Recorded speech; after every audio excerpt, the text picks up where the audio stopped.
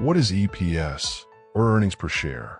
EPS is a key number that tells you how profitable a company is on a per share basis. Here's the simple formula. EPS equals net profit divided by total shares outstanding.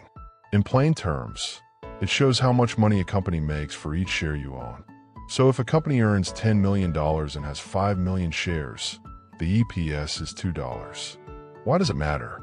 Because a higher EPS usually means the company is doing well and making more money for its shareholders. Chart increasing investors often use EPS to compare companies in the same industry. It's also a big part of how stock prices and PE ratios are calculated. But remember, EPS alone doesn't tell the full story. Always check growth trends, revenue, and debt too. The more you understand EPS, the smarter your investing decisions will be. Follow for more quick financial tips.